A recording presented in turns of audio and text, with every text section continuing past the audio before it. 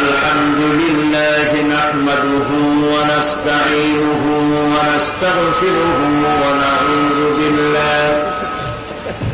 ونعوذ بالله من شرور أنفسنا ومن سيئات أعمالنا من يهد الله فلا مضل له ومن يضلل فلا هادي له ونشهد أن لا إله إلا الله وحده لا شريك له ونشهد أن سيدنا وحبيبنا ومولانا محمدا عبده ورسوله الذي أرسله بالحق بشيرا ونذيرا وداعيا إلى الله بإذنه وسراجا منيرا وقد قال الله تعالى في كلامه المجيد وفرقانه الحميد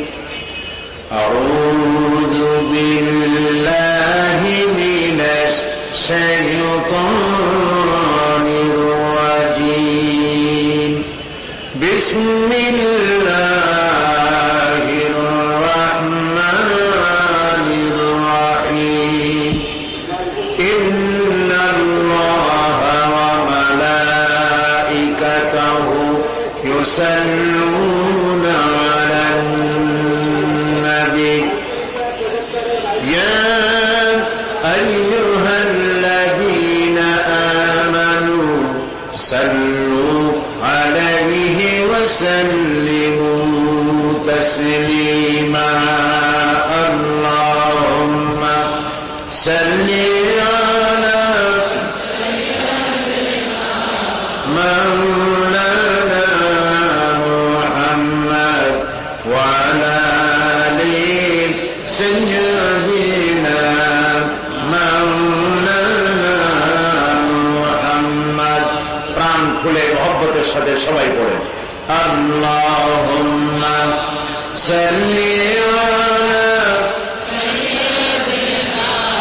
مولانا محمد وعلى آل سيدنا مولانا محمد بلغ العلا بكماله كشف الدجى بجماله حسنت جميع خصاله صلوا علیہ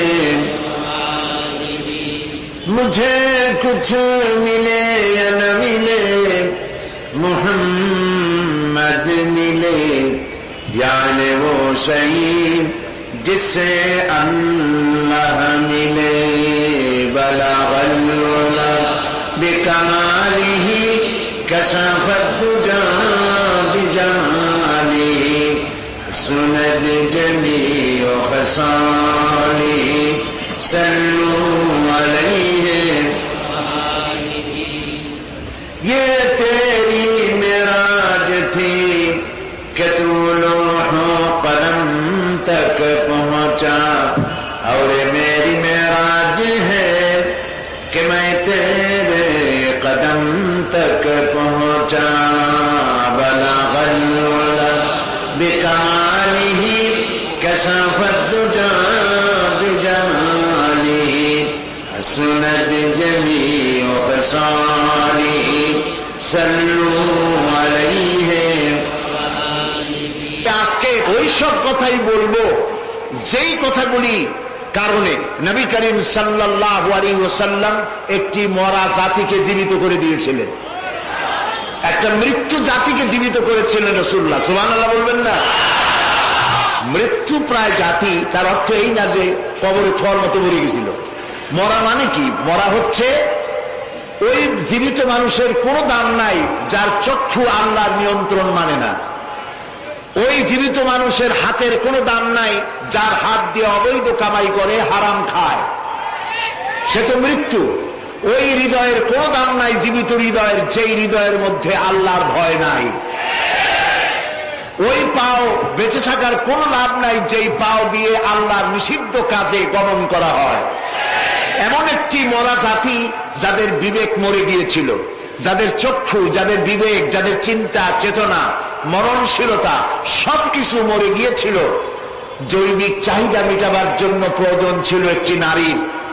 সেই নারীটি কার বউ, কার মেয়ে, কার মা দেখার কোন জরুরত বোধ করত না। এমন একটি জাতি যারা চুরি করত, ডাকাতি করত, জেনা করত, মিথ্যা কথা বলতো। সত্য বলবো কেন, এই কারণ জানা ছিল না। ওরে খুন করবো না কেন, এর কোনো কারণ, যুক্তিসঙ্গত কারণ জানা ছিল না। খুন আমি করতেই পারি, খুন করতে পারি, মারতে পারি, এই ধরনের চিন্তা চেতনায় বিশ্বাসী ছিল যে আদ মরা জাতি। সেই মরা জাতিকে রাসূলুল্লাহ জিন্দা করেছিলেন। সুবহানাল্লাহ বলবেন না?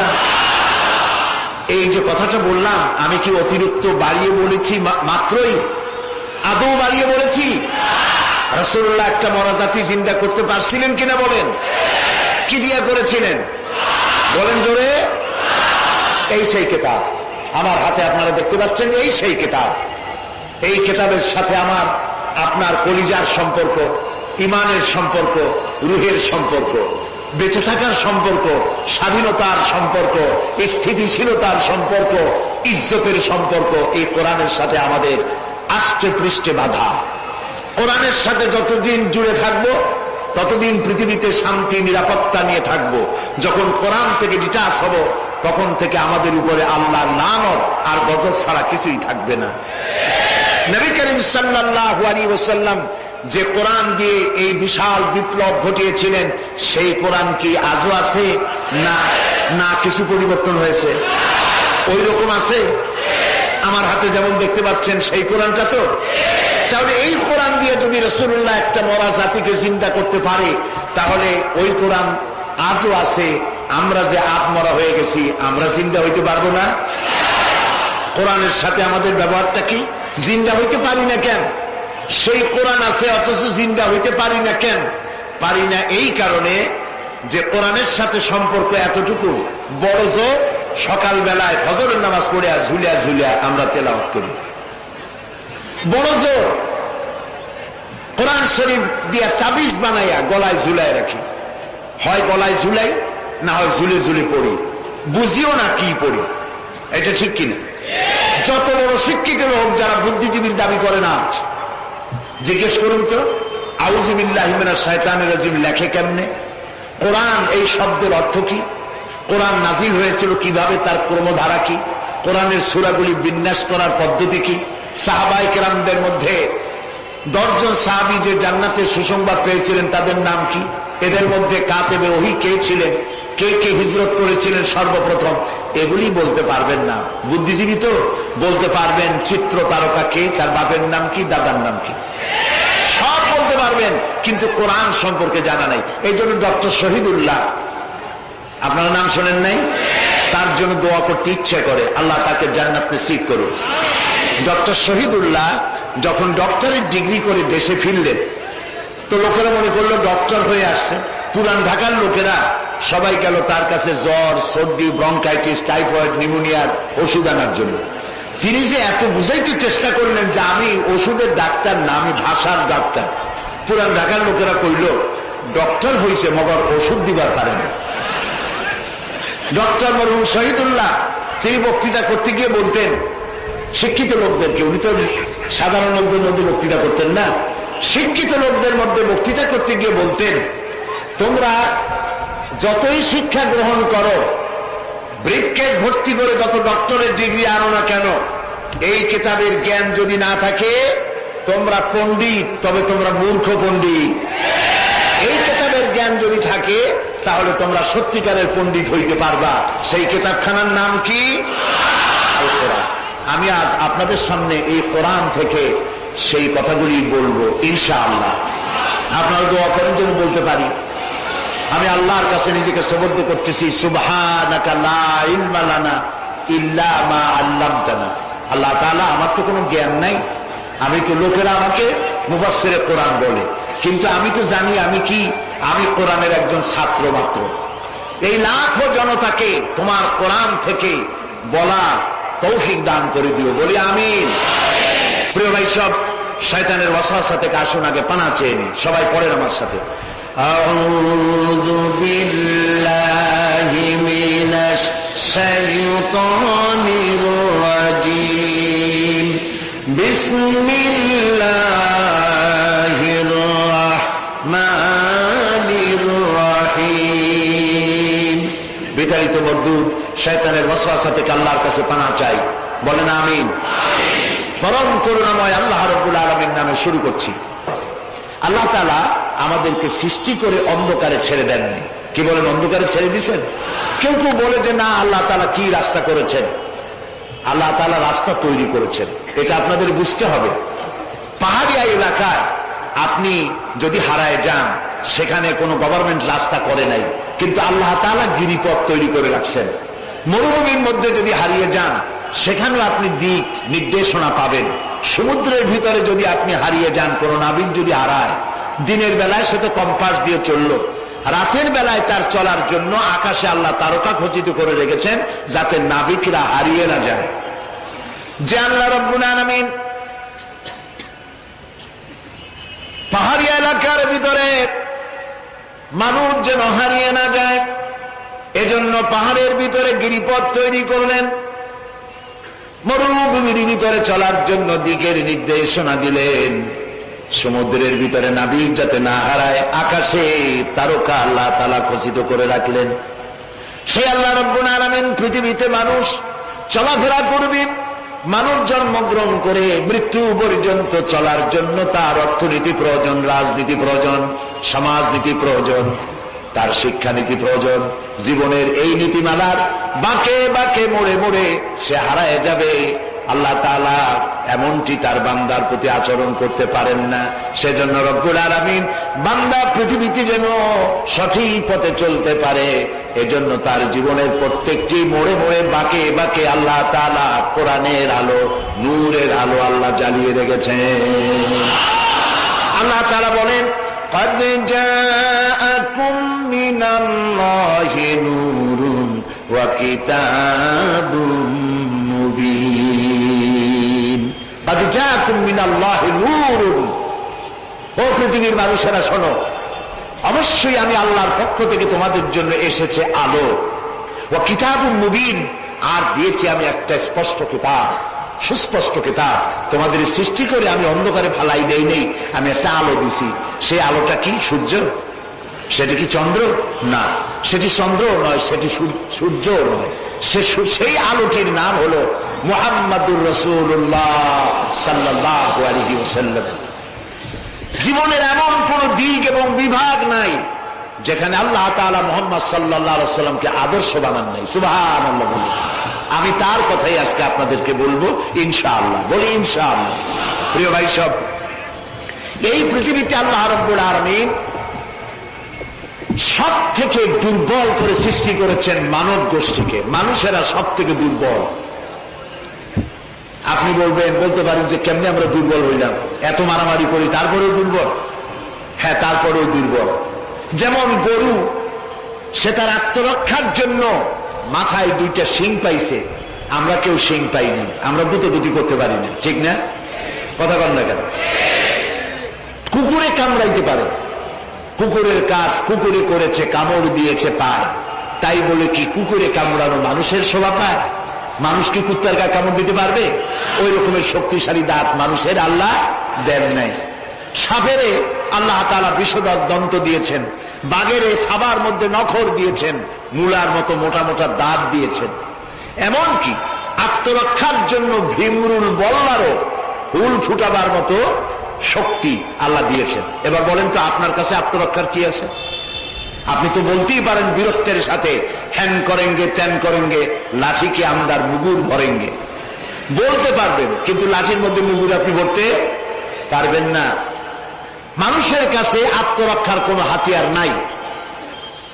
এই মাহফিলের মধ্যে যদি এখন একটা সাপ ঢোকে, অথবা বড় জাতের কয়েকটা ব্যাঙ ঢোকে, লাফানো শুরু করবে এই মাথা দিয়া, লোক দৌড় আরম্ভ করবে। তারপর অন্তত সদরঘাট পর্যন্ত দৌড়ে গিয়ে জিজ্ঞেস করবে, ভাই আমরা দৌড়াই কেন? তো সামান্য ব্যাঙের সাথে পারি না, সামান্য সাপের সাথে পারি না, বললা ভীমরুলের সাথেও পারি না। আত্মরক্ষামূলক হাতিয়ার আমাদের কাছে দেওয়া হয় নাই। এরপরে এমনকি আমরা চোখেও ভালো করে দেখি না, চোখ দিয়েও আমরা দেখতে পাই না। আপনারা বলবেন তাহলে আমরা কি ভেলকি দেখি? না, ভেলকি দেখেন না। আমাদেরকে দেখতে হলে আমরা আলোর সাহায্য দেখি, আলো না হলে আমরা দেখতেও পারি না। অমাবস্যার রাতে মানুষ নিজের শরীরও নিজে দেখতে পারে না। এই যে অবস্থা, এই যে দুর্বলতা, এই দুর্বল মানুষকেই পৃথিবীর সকল সবল প্রাণীর চাইতে আল্লাহ তাআলা শ্রেষ্ঠ করেছেন। শ্রেষ্ঠ কে? বলেন কে? কিসের দিক থেকে শ্রেষ্ঠ? জ্ঞান। জ্ঞান দিয়ে আল্লাহ মানুষকে শ্রেষ্ঠ করেছেন। সুতরাং জ্ঞান দিয়ে আপনি সব চিনবেন, আর আলোর পথ চিনবেন না, তা তো হতে পারে না। এই জন্য আপনি সব যেমন চেনেন, আলোর দিশাও আপনাকে পাইতে হবে। আপনার নেতা Karl Marx, Lenin, Mao Tsetung, Hegel, Darwin, Copernicus, Kepler, এরা আপনার নেতা হতে পারে না। আপনার আমার নেতা হবেন মুহাম্মদুর রাসূলুল্লাহ সাল্লাল্লাহু আলাইহি ওয়াসাল্লাম। আচ্ছা, ওনারা নেতা হবেন না কেন? সেটাও একটু ব্যাখ্যার দাবি রাখে। ওনারাও কিন্তু কষ্ট করেছেন। মার্কস, হেগেল, মাও সেতুং, এরা কষ্ট করেছেন, জেল খেটেছেন, বই লিখেছেন, মানবতার কল্যাণে এগুলি করেছেন। কিন্তু তাদের কথার কোনো মিল ছিল না। এক একজন এক এক ধরনের কথা বলেছেন, এবং তাদের কথা দিয়ে পৃথিবীর মানুষের জন্য কোন স্থায়ী শান্তি প্রতিষ্ঠিত হয় নাই পৃথিবীর 1 ইঞ্চি জমিনের ওপারেও। এটা ঠিক কিনা? নবীদের কথায় আমাদের চলতে হবে, কারণ নবীদের কথার মধ্যে কোনো গরমিল হয় নাই। আদম আলাইহিস সালাম বলেছেন আল্লাহ এক, নূহ আলাইহিস সালাম বলেছেন বেশি হইতে পারে, নাউযুবিল্লাহ। ইব্রাহিম আলাইহিস সালাম বলেছেন আখিরাত আছে, আরেকজন নবী বলেছেন নাও থাকতে পারে। একজন নবী বলেছেন কবর আযাব হবে, আরেকজনে বলেন এটা একটা আমার চিন্তায় না থাকতেও পারে। এইরকম নবীদের কথার মধ্যে কোনো ব্যস্কম হয়েছে? বলেন হয়েছে? কেন হয় নাই? কারণ দার্শনিক, রাজনীতিবিদ, ওনাদের যে শ্রেণী, ওর থেকে নবীদের শ্রেণী সম্পূর্ণ স্বতন্ত্র, এবং 2 শ্রেণীর মাঝে গালফ অফ ডিফারেন্স। দার্শনিক এবং রাজনীতিবিদরা তারা কথা বলেন নিজস্ব মন মস্তিষ্ক প্রসূত জ্ঞান দিয়ে, আর নবীরা কথা বলেন আল্লাহর জ্ঞান দিয়ে। এই জন্য পৃথিবীতে যত নবী এসেছেন সমস্ত নবীদের স্লোগান ছিল একটা। কয়টা ছিল? আদম আলাইহিস সালাম থেকে নিয়ে শুরু করে মুহাম্মাদুর রাসূলুল্লাহ সাল্লাল্লাহু আলাইহি ওয়াসাল্লাম পর্যন্ত যত নবী আল্লাহ পৃথিবীতে পাঠিয়েছেন সমস্ত নবীদের স্লোগান একটাই ছিল, লা ইলাহা ইল্লাল্লাহু মুহাম্মাদুর রাসূলুল্লাহ। মুহাম্মদুর রাসূলুল্লাহ নবী করিম সাল্লাল্লাহু আলাইহি ওয়াসাল্লামের সময় হয়েছে, আর বাকি সমস্ত নবীর সময় স্লোগান একটাই ছিল, লা ইলাহা ইল্লাল্লাহ। কোন ব্যস্কম নাই, সব নবীরা এক কথা বলেছেন। কারণ নবীরা যে কথা বলেছেন সমস্ত কথা আসছে একটা অফিস থেকে। কয়টা অফিস? এবার বলেন তো অফিসটার নাম কি? কার অফিস? আল্লাহর অফিস। এবং একজন মেসেঞ্জার সমস্ত নবীদের কাছে আল্লাহর মেসেজ বহন করে নিয়ে এসেছেন, সেই আল্লাহ কর্তৃক নিয়োগ প্রাপ্ত অথেন্টিক জেনুইন যিনি রাসূল ছিলেন, বার্তাবাহক ছিলেন, স্পেশাল মেসেঞ্জার ছিলেন, তার নাম কি? সুবহানাল্লাহ। পৃথিবীর সবচাইতে বেশি মর্যাদা এবং সব থেকে বেশি সুন্দর করে আল্লাহ তাআলা তাকে এই পৃথিবীতে পাঠিয়েছেন। তিনি যখন পৃথিবীতে আসলেন, পৃথিবীটা কি ছিল? চুরি, ডাকাতি, জেনা, ব্যভিচার, হত্যা, ধর্ষণে ভরপুর মরা জাতি। ওই যে বলেছিলাম মরা জাতি। এই মরা জাতিটারে কেমনে জিন্দা বানানো যায়, রাসূলুল্লাহ সেই চেষ্টা করলেন। 40 বছর বয়স হলো, হেরা পাহাড় থেকে নেমে এলেন। কবি বলছেন, উতর কর গারে হেরা সে সুয়ে কওম আয়া, উতর কর গারে হেরা সে সুয়ে কওম আয়া, और एक नुस्खे किमिया साथ लाया। হেরা পাহাড় থেকে নবীজি নেমে এলেন, সাথে আনলেন পরশ পাথর। নাম কি? কোরআন। হেরা পাহাড় থেকে নেমে আসলেন, হাতে আনলেন পরশ পাথর। এই পরশ পাথরের ছোঁয়া যখন লাগলো, ওমরের মতো পাথর সোনার টুকরা হয়ে গেল। সুবহানাল্লাহ। যারা ছিল নারী জাতির ইজ্জত সতীত্ব সম্ভ্রমের জম, তারা হয়ে গেল নারী জাতির পাহারাদার। সুবহানাল্লাহ বলুন। কোরআন মরা জাতিকে জিন্দা করছে। আহারে কপাল, সেই কোরআন শরীফ দিয়ে তাবিজ লিখি আমরা। আহারে কপাল। বাংলাদেশে ইমদাদিয়া লাইব্রেরি, উসমানিয়া লাইব্রেরি, কতগুলি লাইব্রেরি হয়েছে চকবাজার এলাকায়।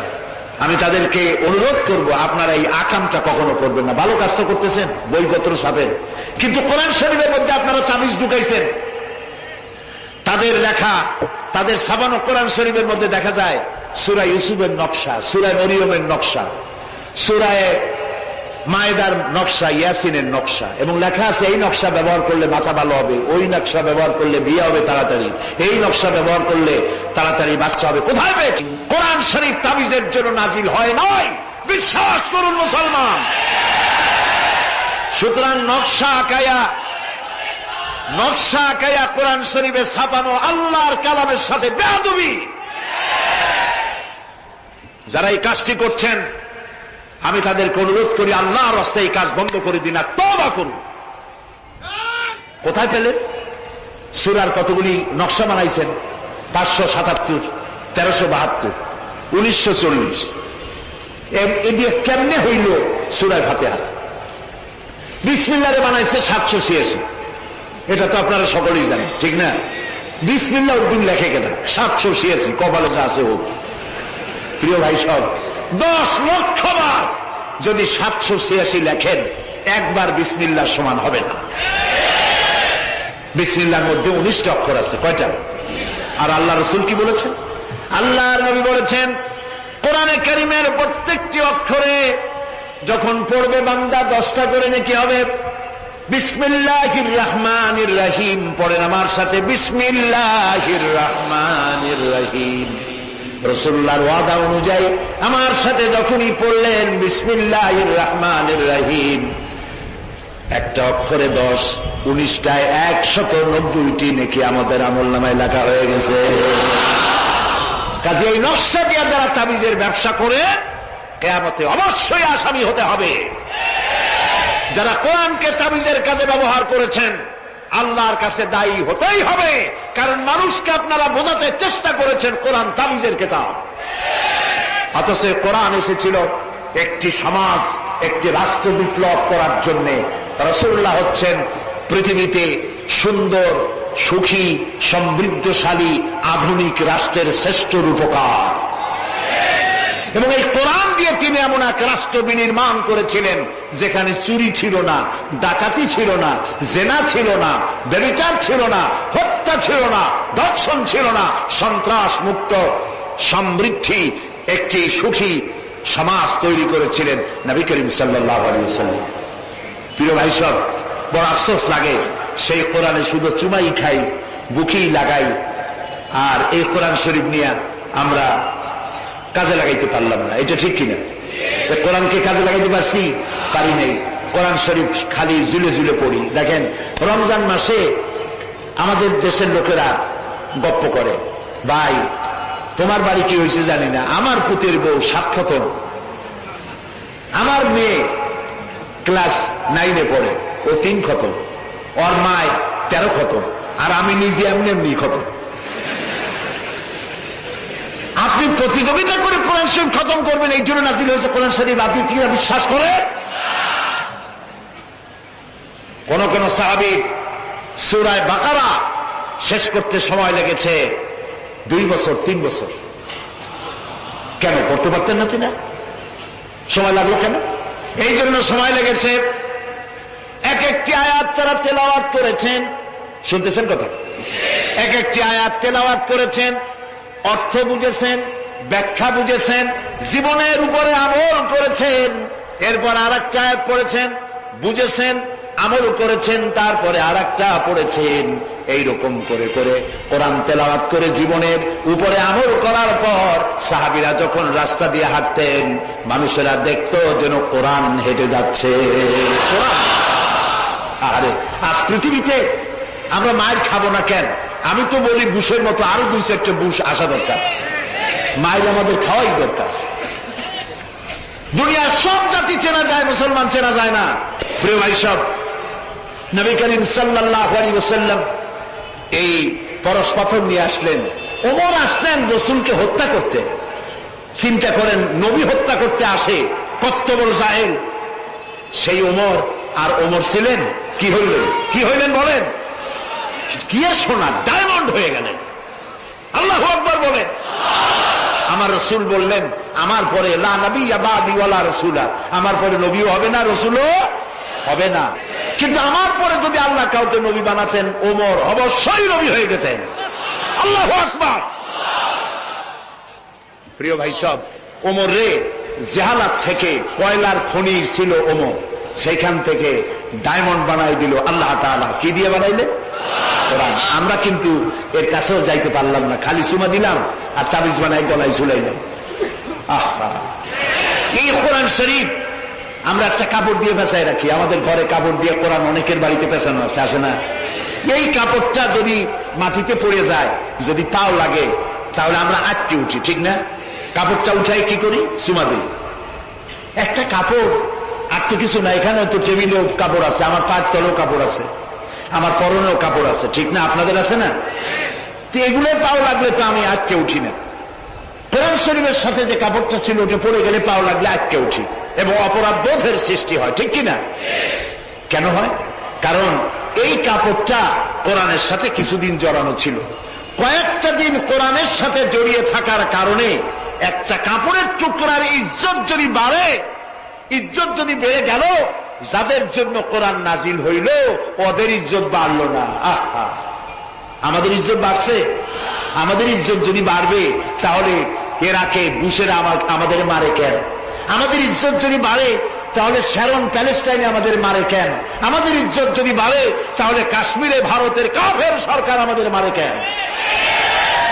আলজেরিয়ায়, বসনিয়ায়, চেচনিয়ায়, এরিত্রিয়ায়, সারা পৃথিবীতে আমরা মার খাচ্ছি। তাহলে কি এই কথা বুঝবো যে কোরআন থাকবে যে জাতির কাছে, কোরআনের কারণেই তারা মার খাবে? আল্লাহ কি বলে শুনুন।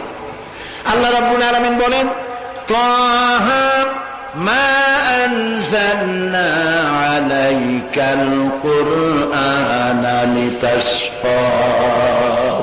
ও নবী, কোরআন আমি এই জন্য নাজিল করি নাই যে কোরআন আপনাকে ভাগ্য বিপর্যস্ত করে দেবে, হতভাগ্য বানায় দেবে। কোরআন এই জন্য নাজিল করি নাই।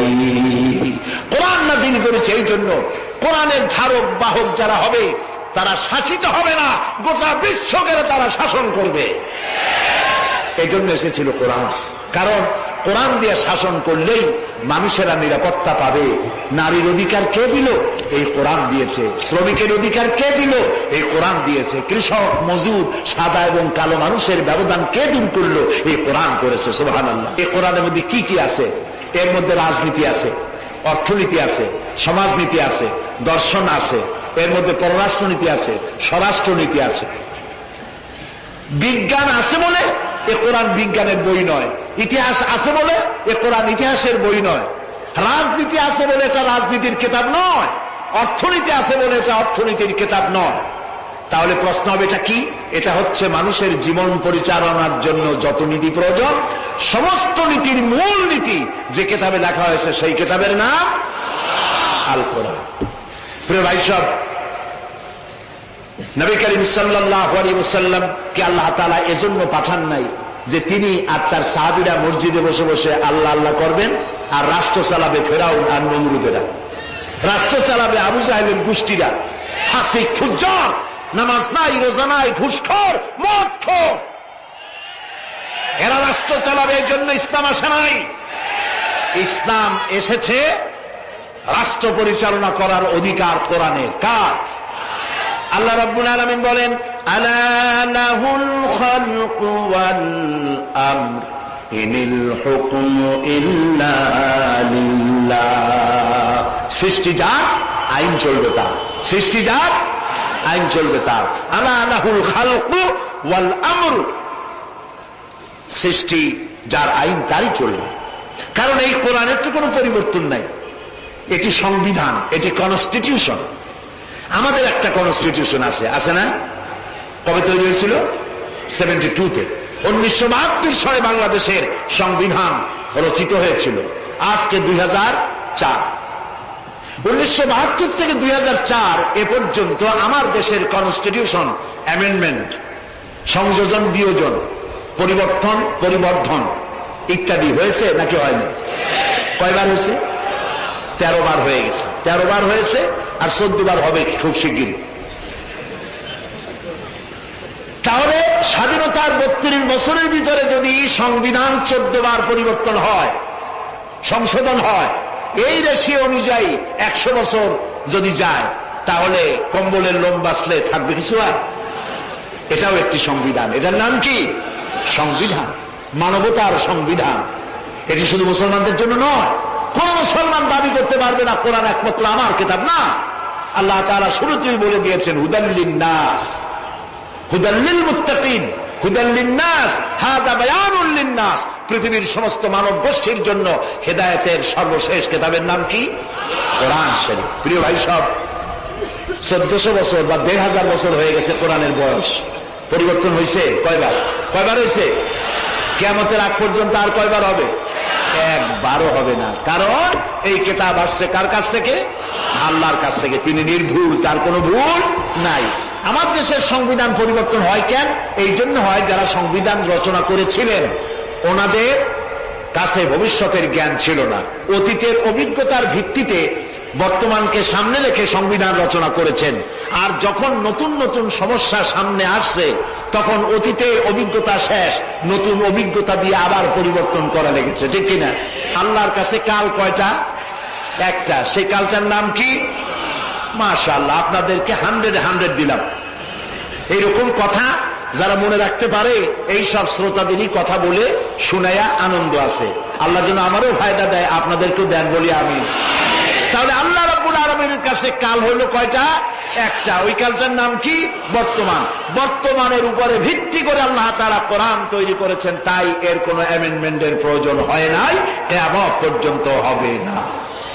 যদি শান্তি চাই, আমাদের দেশে এখন তো আগেও সন্ত্রাস ছিল, এখনো সন্ত্রাস আছে।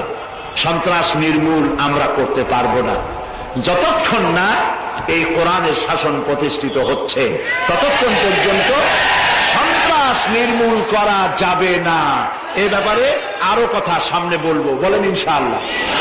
প্রিয় ভাই সব, তো আল্লাহ রাব্বুল আলামিন আমাদেরকে একখানা কিতাব দিলেন, আর জিজ্ঞেস করলেন, আমাদেরকে বললেন, আফাগায়রা দীনিল্লাহি ইয়াবগুন ওয়া লাহু আসলামা মান ফিস সামাওয়াতি ওয়াল আরদি তাওআন ওয়া কারহা। আফাগায়রা দীনিল্লাহি ইয়াবগুন, আল্লাহর দেওয়া জীবন ব্যবস্থাকে ছেড়ে দিয়ে মানুষের তৈরি করা, অন্যের তৈরি করা কোন জীবন বিধান তোমরা তালাশ করো নাকি? আল্লাহ প্রশ্ন করছেন।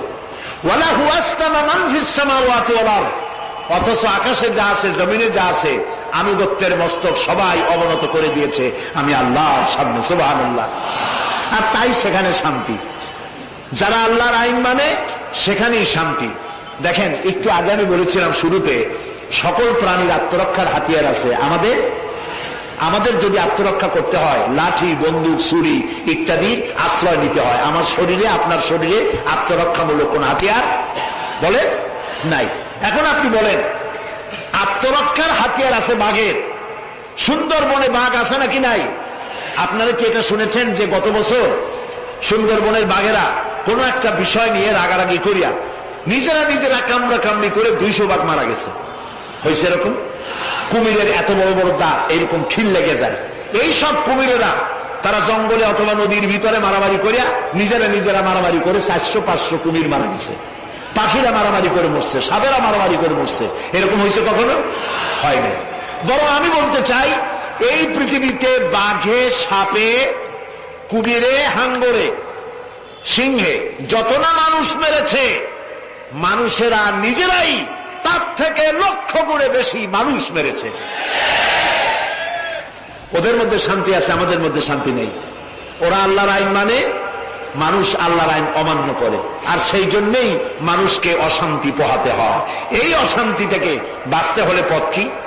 আল্লাহ রাব্বুল আলামিন বলেন, ইত্তাবিউ মা উনজিলা ইলাইকুম মির রাব্বিকুম ওয়ালা তাত্তাবিউ মিন দুনিহি আউলিয়া ইত্তাবিউ মা উনজিলা ইলাইকুম মির রাব্বিকুম, আনুগত্য করো, অনুসরণ করো, অনুকরণ করো ওই জিনিসের যা তোমার রবের পক্ষ থেকে নাজিল হয়েছে। কি নাজিল হয়েছে বলে? এইটার অনুসরণ করো। ওয়ালা তাত্তাবিউ মিন দুনিহি আউলিয়া, আর তোমাদের নেতারা যা কিছু তোমাদের জন্য বানিয়েছে তার অনুসরণ করো না। মানব রচিত আইনে শান্তি নাই। আল্লাহ তাআলা বলছেন, আমার বান্দারা ইত্তাবিউ মা উনজিলা ইলাইকুম মির রাব্বিকুম, আল্লাহর পক্ষ থেকে যে কিতাব আসছে এইটার অনুসরণ করো, এটার মধ্যে সব আছে। নবী করিম সাল্লাল্লাহু আলাইহি ওয়াসাল্লাম এটাকে দিয়েছিলেন যেভাবে সেইভাবে করতে হবে। আমরা কি নবীকে সেই মর্যাদা দেই? না দেই। মুহাম্মদ সাল্লাল্লাহু আলাইহি ওয়াসাল্লামকে মনে করেছি অন্যান্যরা যেমন নেতা, মুহাম্মদ সাল্লাল্লাহু আলাইহি ওয়াসাল্লাম এইরকম একজন ধর্মীয় নেতা। কোরআন শরীফকে মনে করেছি বেদ বাইবেল যেমন ধর্মগ্রন্থ, কোরআন ওইরকম একটা ধর্মগ্রন্থ। আমি আপনাদেরকে বলতে চাই, এই কোরআন একটি মুকাম্মাল নিজামে হায়াতের নাম। জীবনের সব কথা আল্লাহ তাআলা এখানে বলে দিয়েছেন। এই জন্য গতানুগতিক ভাবে ধর্মীয় পুস্তক নয়। আর মুহাম্মদ সাল্লাল্লাহু আলাইহি ওয়াসাল্লাম গতানুগতিক ভাবে কোন ধর্মীয় নেতা নন। তিনি হচ্ছেন আদর্শ, পৃথিবীর সব মানুষের জন্য আদর্শ নেতা, এক সফল রাষ্ট্রনায়ক, আল্লাহ রাসূল। সুবহানাল্লাহ। নবী করিম সাল্লাল্লাহু আলাইহি ওয়াসাল্লাম রাষ্ট্র প্রতিষ্ঠা করেছেন, ইসলামের রাষ্ট্র। তার বুনিয়াদ কি? ওয়াতাসিমু বিহাবিলিল্লাহি জামিআ ওয়া লা তাফাররাকু, ঐক্যবদ্ধভাবে আমার রজ্জুকে, আল্লাহর রশিকে মজবুত করে ধারণ করো। কে বলতেছেন? আল্লাহ। নবী করিম সাল্লাল্লাহু আলাইহি ওয়াসাল্লাম যে রাষ্ট্র পরিচালনা করেছিলেন, সেখানে কোনো জাতি, বর্ণ ও আঞ্চলিকতাকে গুরুত্ব দেওয়া হয় নাই। সেখানে গুরুত্ব দেওয়া হয়েছে হাবলুল্লাহ। হাবলুল্লাহ মানে কি বলেন? আল্লাহর রশি। বলেন আপনারা, হাবলুল্লাহ মানে কি? আল্লাহর রশি। আল্লাহর রশি কি? এটাকে রশি বলা হইল কেন? বলবো এটাকে রশি বলা হইল কেন? আমরা ছিলাম বেহেশতে। কোথায় ছিলাম? পড়ে গেছি কোথায়? ধরুন এটা একটা কুয়া, দুনিয়াটা কি? কুয়া। বেহেশত থেকে পড়ে গেছি কুয়ার মধ্যে। এখন কুয়ায় পতিত মানুষ উঠাবার জন্য সব থেকে ভালো কি? বাঁশ। কুয়ায় পতিত মানুষ উঠাবার জন্য কোন জিনিস সব থেকে ভালো? রশি। আল্লাহ তাআলা কোরআন নামক একটা রশি ফেলাই দিলেন। পড়ে গেছে দুনিয়ায়, আমি চাই তোরা আবার তোদের হারানো বাড়িতে ফিরে আয়। এখন একটা রশি আল্লাহ ফেলাই দিলেন। কুয়ার মানুষ উঠাবার জন্য রশি সব থেকে ভালো, তবে রশির দুইটা শর্ত লাগবে। শর্ত কয়টা? দুইটা। এক নম্বরের শর্ত হলো রশি যেন পচা পাটের দড়ি না হয়, তাহলে পরে নিচে যারা ছিঁড়ে পড়বে, উপরে যে টান দিয়ে উঠাইতে যাবে, ছিঁড়ে গিয়া পতিত মানুষের দাঁত ছিল এগুলো ভাঙ্গে শেষ হয়ে যাবে। তাহলে দড়ি কি হইতে হবে? মজবুত। দুই নম্বরে যিনি ধরে টান দিবেন তার হাত হতে হবে মজবুত, তা না হলে পরে এরা যত মানুষ ঝুলে পড়বে, ওই হাত থেকে যদি দড়ি ফসকে যায়, যাও জান ছিল তাও শেষ।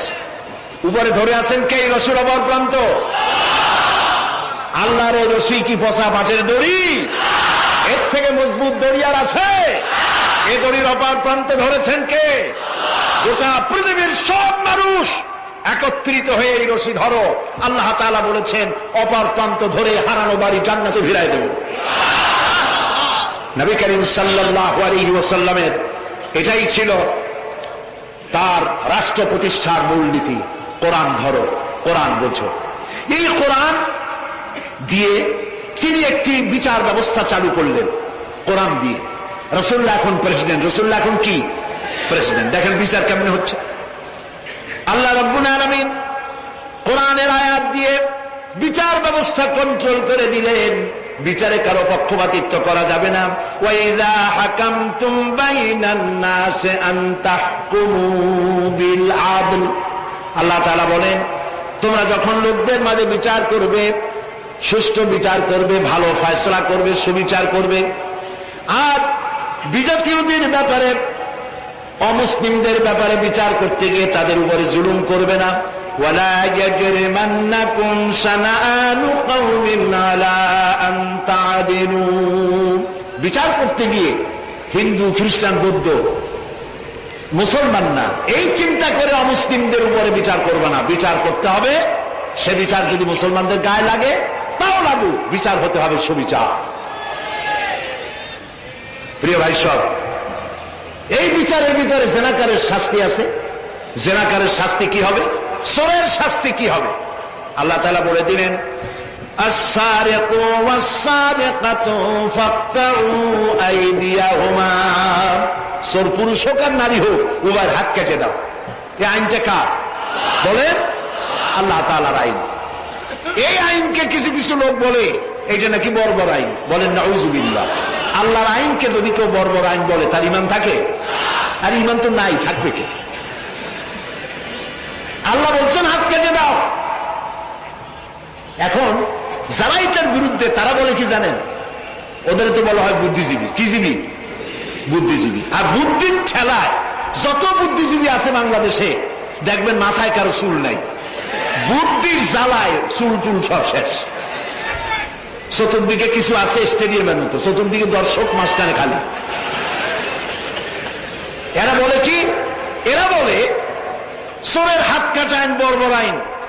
হাত কাটলে, ও তো গরিব মানুষ, চুরি করছে, হাতটা কাটলে ওর ছেলে মেয়ে না খাই মরবে, সবাই হবে ভিক্ষুক। এটা আইন হলো? ওই বেটারা জানে না চোরের হাত কাটা আইন রাসূলুল্লাহর মক্কি জিন্দেগিতে নাজিল হয় নাই। এই আইন নাজিল হয়েছে রাসূলুল্লাহ যখন মদিনায় প্রেসিডেন্ট।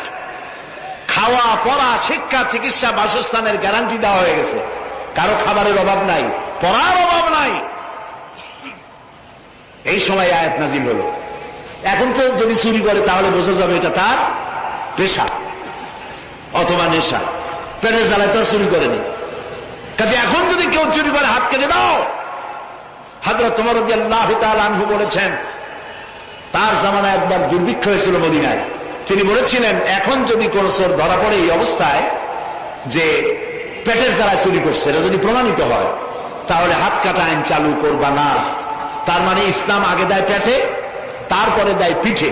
এই জন্য ইসলামী সরকার তার কাজই হল জাতির উপরে, দেশবাসীর উপরে ইনসাফ করা, তাদের প্রয়োজন মিটিয়ে দেওয়া। এটা হচ্ছে তাদের দায়িত্ব। সেই দায়িত্ব করে ইসলাম। এবার দেখেন নরহত্যার শাস্তি। এই যে সমানে খুন হইতেছে বিভিন্ন জায়গায়, শাস্তি হয় না, সেই জন্য খুন বাড়তে থাকে। বিচারের কিছু মাইল পেস আছে, সেই মাইল পেসে চোরগুলা, ডাকাতগুলা, সন্ত্রাসীগুলা পার পাইয়ে যায়। পুলিশেরা জীবন প্রাণান্ত করে এক একটা আসামি ধরে, প্রাণান্ত করে আসামি ধরে। তারপরে হাইকোর্ট থেকে জামিন পেয়ে যায়। যারে ধরলো জামিন পেয়ে গেল। এখন তো সে পুলিশের নাকের ডগায় আঙ্গুল দিয়ে দেখা যায়, পাল্লা নামার আটকাইতে। ঠিক না? ইসলামের বিধান ভিন্ন। হত্যা করেছে, ইয়া আইয়ুহাল্লাযীনা আমানু কুতিবা আলাইকুমুল কিসাসু ফিল কাতলা। তোমাদের প্রতি নরহত্যার শাস্তি স্বরূপ কিসাস নির্দিষ্ট করা হয়েছে, অর্থাৎ হত্যার বদলে হত্যা। যে হত্যা করেছে প্রমাণিত হয়েছে, ওরে নিয়ে আসো পল্টনের মাঠে, রেডিওর সমস্ত চ্যানেলগুলিকে দাওয়াত দাও, পত্রিকার সাংবাদিকদের দাওয়াত দাও, লোকেরা দেখুক, সকলের সামনে ওকে হত্যা করা হোক। জিনার শাস্তি আয-যানি ওয়াজ-যানিয়াতু আয-যানিয়াতু ওয়াজ-যানি ফাজলিদু কুল্লা ওয়াহিদিন মিনহুমা মিআতা জালদা। জিনাকার পুরুষ, জিনাকারিনী মহিলা 100 দৌড়া মারো, যদি অবিবাহিতা হয়। আর বিবাহিতা হলে প্রাণদণ্ড দাও। একজন ধর্ষক যে নারী ধর্ষণ করেছে, ধর্ষণ হচ্ছে না, বিচার নাই। ওই আমলে গত 5 বছরে জাহাঙ্গীরনগর বিশ্ববিদ্যালয় এক কুলাঙ্গার 100 বার জেনা করেছে, 100 বার। তারপরে ককটেল পার্টি করেছে। যখন পত্র পত্রিকায় সমালোচনার ঝড় উঠল, তখন সেই সময়ের নেতৃবৃন্দরা এর একটা বিচারও করছিল। সেই বিচার হলো ওই কুলাঙ্গার তাদেরই সোনার ছেলে, তারে ডাকিয়া মাথায় হাত বুলাইল, এই দুষ্ট ছেলে, এরকম করতে নাই। এই হলো বিচার। ইসলামের বিচারটা কি? ইসলামের বিচার হয়েছে ধর্ষক প্রমাণিত হয়েছে, নিয়ে আসো ময়দানে। চতুর্দিকে লোকেরা পাথর নিয়ে দাঁড়াও, পাথর মেরে ওর গায়ের গোশত, হাত চর্বি, চামড়া, রক্ত বাতাসের সাথে উড়ায় দাও। এই দৃশ্য যারা দেখবে উপস্থিত থেকে, রেডিও এবং টেলিভিশনের মাধ্যমে যারা দেখবে, চিন্তা করেন এরপরে যদি ধর্ষণ এই নামটা যদি মাথায় আসে, 15 জগ পানি খাওয়া লাগবে ধর্ষণ। ঠিক কিনা বলো? এই বিচারটা কার? চিল্লায় বলেন। নবী করিম সাল্লাল্লাহু আলাইহি ওয়াসাল্লাম পৃথিবীর সফল শ্রেষ্ঠ রাষ্ট্রনায়ক, কোরআনের এই বিচার পদ্ধতি দিয়ে একটি সুন্দর সমাজ বিনির্মাণ করেছিলেন, যেখানে চুরি নাই, ডাকাতি নাই, জেনা নাই, হত্যা নাই, ধর্ষণ নাই, সব বন্ধ। প্রিয় ভাই সব, আল্লাহর কথা, রাসূলের কথা, ইতিহাসের কথা বলছি। আলহামদুলিল্লাহ বলেন। নবী করিম সাল্লাল্লাহু আলাইহি ওয়াসাল্লাম ইন্তেকাল করলেন। এরপরে ক্ষমতা এলেন হযরত আবু বকর, প্রধান বিচারপতি হলেন হযরত ওমর। ইতিহাস লিখছে ফামাকাথা আমান কামিলান ফালাম ইয়াখতাসিম ইলাইহি ইসনান। 1 বছর পার হয়ে গেল, হযরত ওমরের বিচারালয়ে একটা লোকও বিচার চাইতে আসে নাই। আছে পৃথিবীতে কোন ইতিহাস এরকম যে 1 বছরে কোর্টে মামলা হয় না? বলেন আপনারা, আছে? হযরত ওমর রাদিয়াল্লাহু তাআলা আনহু হযরত আবু বকরের কাছে গিয়ে বললেন, মা হাজাতা বি ইনদা কওমিন মুমিনিনা ইয়া খলিফাত রাসূলিল্লাহ। হে আল্লাহর রাসূলের খলিফা, এই দেশে একটা বিচারকের দরকার কি? তিনি জিজ্ঞেস করলেন, লিমাযা? কই যে আমি তো 1 বছর থাকলাম, খালি বসে বসে কাঠখড়ি গুনলাম, কেউ বিচার চাইতে আসলো না। হযরত আবু বকর জিজ্ঞেস করলেন, তোমার কাছে যে কেউ বিচার চাইতে আসলো না, তার কারণ কি? তিনি বললেন, দীনুহুমুন নাসিহা। এই জাতি দিন হচ্ছে নসিহা করা, পরস্পরের কল্যাণ কামনা করা। ওয়া মানহাজুহুমুল কোরআন, আর তাদের সংবিধান হচ্ছে কোরআন। ওয়া আমালুহুম আল আমরু বিল মারুফ ওয়ান নাহয়ু আনিল মুনকার, আর এই জাতির আমল হলো ভালো কাজের আদেশ করা, অন্যায় কাজ থেকে মানুষকে বিরত রাখা। কুল্লু ওয়াহিদিন মিনহুম ইয়ারিফু হাদ্দাহু ফায়াকিফু ইনদাহ, আর এর প্রত্যেকটি ব্যক্তি তার সীমারেখা চেনে, আল্লাহর হক সীমারেখা চেনে, এবং সেই সীমারেখার কাছেই সে দাঁড়িয়ে যায়।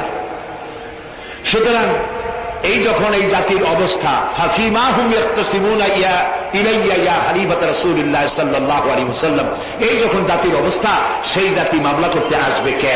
সুবহানাল্লাহ বলুন। মামলা নাই, মোকদ্দমা নাই, এমন একটি সমাজ নবী করিম সাল্লাল্লাহু আলাইহি ওয়াসাল্লাম তৈরি করেছেন। এবং এই সমাজে মানুষকে উপার্জনের জন্য তাগিদ দেওয়া হতো, চুপ করে বসে থাকতে পারবে না, কাজ করে খাও। কি করে খাও? বলেন, কি করে খাও? কাজ করে খাও।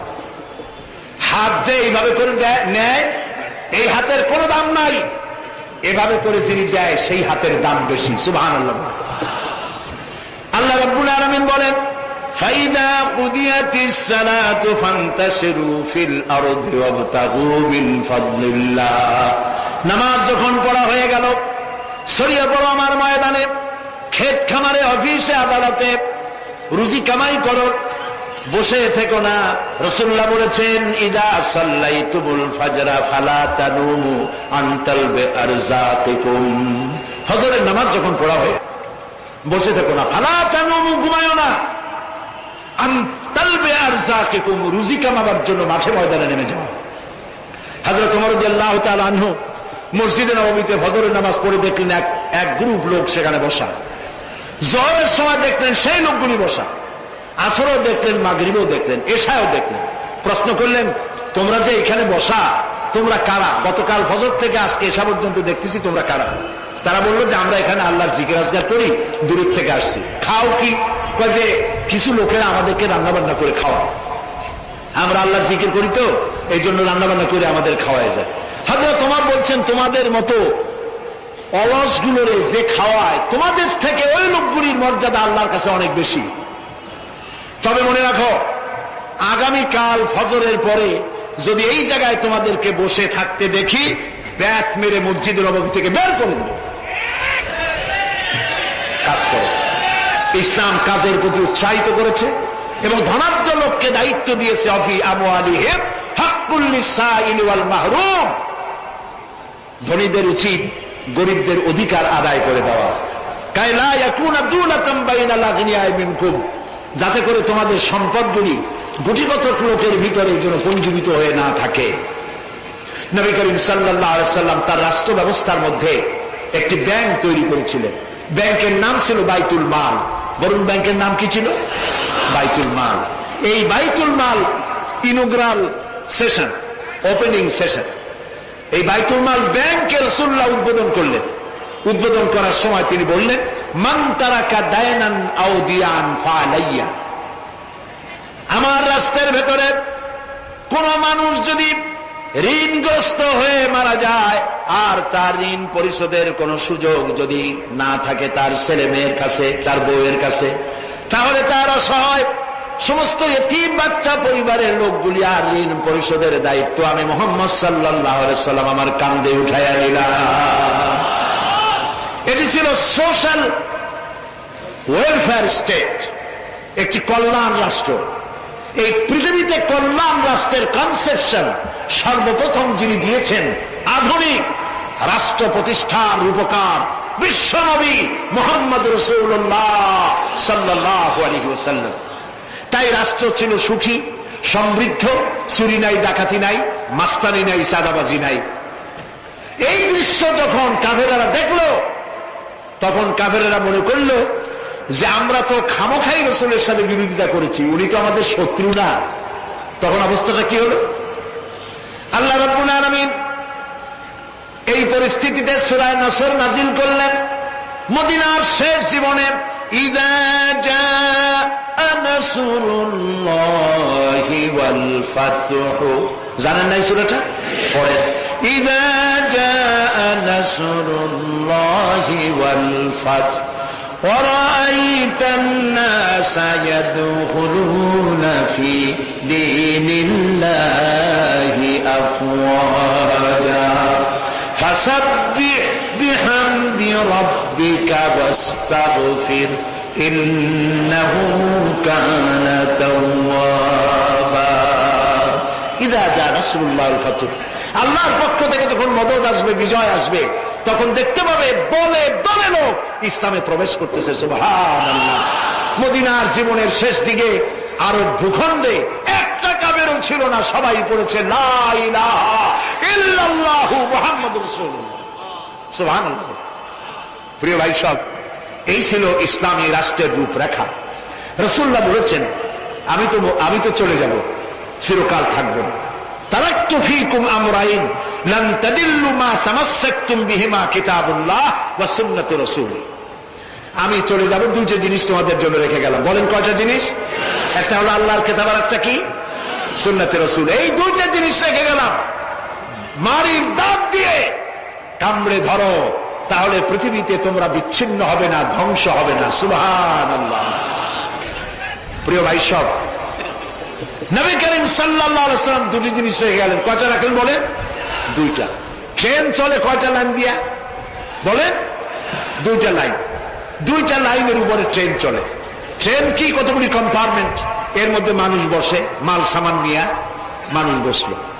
চাকার দূরত্ব আর লাইনের দূরত্ব যদি সমান থাকে, তাহলে কমলাপুর থেকে ছাড়বে, চিটাগং চলে যাবেন আরামসে, চোখ বুঝে ঘুমাইতে ঘুমাইতে। ঠিক কিনা? বোঝেন কথা? কিন্তু মাঝখানে যদি চাকাগুলো একটু ছেড়ায় যায়, ফাঁক বেশি হয়ে যায়, অথবা লাইন যদি একটু বেঁকা হয়ে যায়, তাহলে ট্রেন কি চলবে? কি হবে? অ্যাক্সিডেন্ট হলে যাত্রীরা কি হবে? মারা যাবে, মালপত্র সব শেষ হয়ে যাবে। ঠিক না? সুতরাং এটা যেমন বুঝলেন, আমরা ছিলাম বেহেশতে, আসলাম দুনিয়া। আল্লাহ রাব্বুল আলামিন এই দুনিয়াবাসীদেরকে জান্নাতে নিতে চান। সুবহানাল্লাহ বলেন। এজন্য দুইটা লাইন করে দিয়েছেন। দুইটা লাইন রাসূলুল্লাহ পেতে দিয়ে গেলেন। একটার নাম হলো কোরআন, আর একটার নাম হাদিস। আর আপনার আমার দেহ, এই দেহগুলিকে ধরেন কম্পার্টমেন্ট, বগি, ট্রেনের বগি। এই বগি, এই ট্রেন, এই দেহ নামক বগিকে চালাবার জন্য কতগুলি চাকা দরকার। সেই চাকা হলো অর্থনীতির চাকা, রাজনীতির চাকা, সমাজনীতির চাকা, স্বরাষ্ট্রনীতির চাকা, পররাষ্ট্রনীতির চাকা।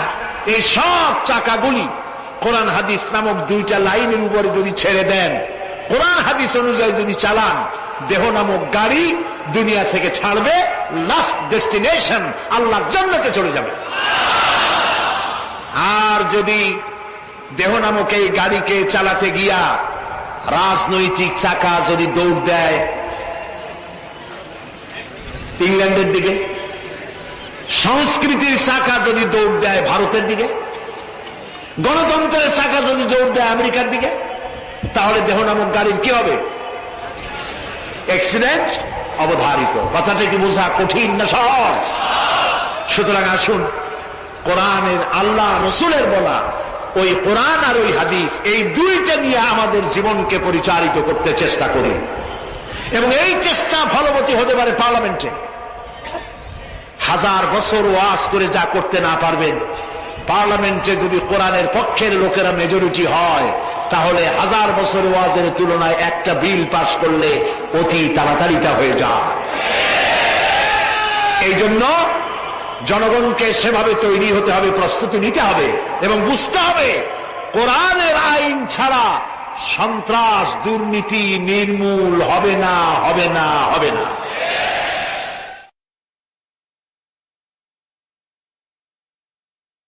দাও খোদা দাও হেথায় পূর্ণ ইসলামী সমাজ,